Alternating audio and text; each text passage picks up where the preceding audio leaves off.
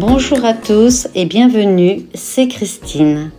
Il y a des mots que l'on prononce à voix basse, des mots qui font peur. Cancer, chimiothérapie, radiothérapie. On pense tout de suite à la bataille médicale, les médecins, les traitements, la lutte pour la survie physique. C'est une guerre, c'est vrai.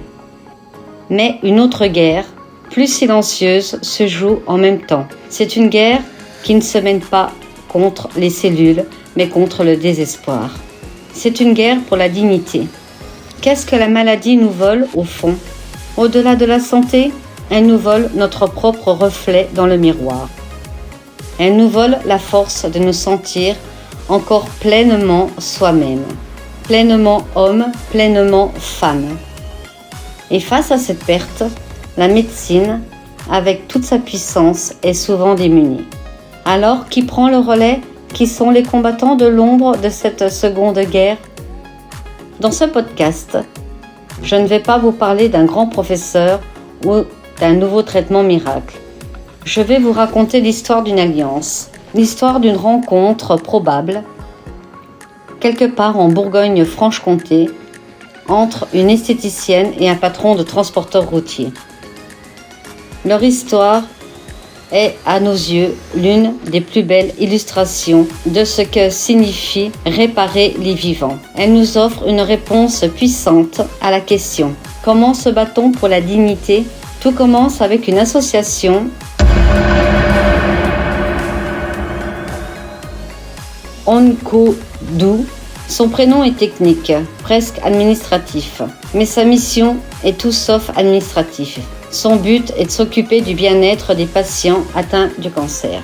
Le mot bien-être est faible, il faudrait dire reconstruction.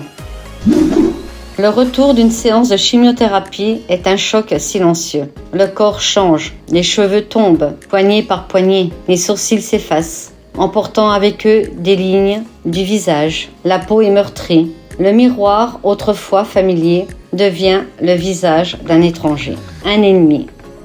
C'est là qu'interviennent les prestataires de l'association.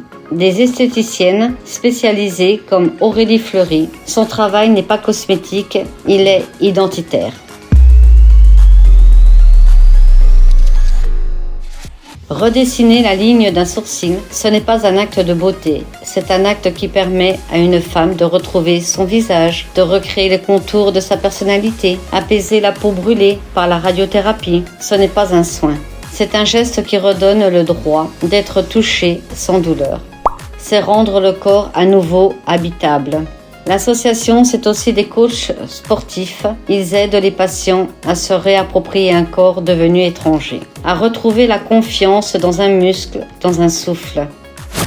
Chaque semaine, 340 patients sont ainsi accompagnés. Chaque geste est une petite victoire contre la maladie. Chaque soin est une brique pour reconstruire la forteresse de l'estime de soi. Mais tout cela a un coût, près de 240 000 € par an.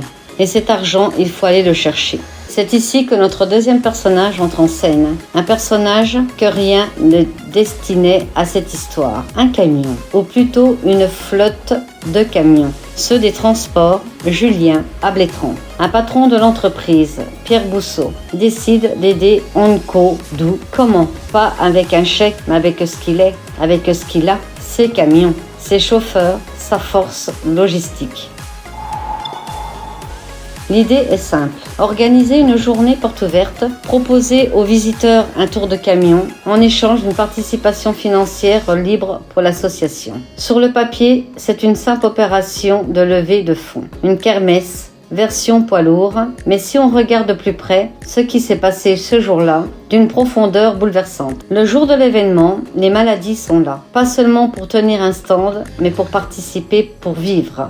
Et certains moments, dans la cabine d'un de ces gérants de la route. Maintenant, changeons de perspective. Mettez-vous à la place d'une personne dont le quotidien est rythmé par les rendez-vous à l'hôpital, la fatigue, la douleur. Une personne qui se sent fragile, diminuée. Pendant 10 minutes, assise dans cette cabine, en hauteur, elle n'est plus une patiente, elle domine la route. Elle sent la vibration puissante du moteur sous ses pieds. Elle regarde le paysage défiler, non pas depuis la fenêtre d'une chambre de l'hôpital, mais depuis le poste de commandement d'un 44 tonnes. C'est un moment de force, un moment de contrôle, un moment de joie simple et pure. Ce tour de camion devient alors une thérapie de la dignité, une injection de la vie brute, là où la maladie s'efforce de tout affaiblir. L'acte du transporteur acquiert une nouvelle mission. Il ne transporte plus de marchandises, il transporte de l'espoir. Il offre pour quelques minutes un sentiment de puissance à ceux qui se sentent impuissants. La solidarité, c'est parfois aussi lui offrir un instant de force. Cette histoire locale, modeste, révèle une vérité universelle. La lutte contre la maladie est une affaire de science et de médecine. C'est également une affaire de communauté. C'est l'affaire de l'esthéticienne qui, avec son pinceau, redessine un visage. C'est l'affaire du transporteur qui, avec son camion, redonne un sentiment de puissance. C'est l'affaire de tous ceux qui comprennent que pour réparer les vivants, il faut parfois soigner bien plus que le corps. Il faut soigner l'âme. Et pour cela, tous les outils sont bons, même un camion.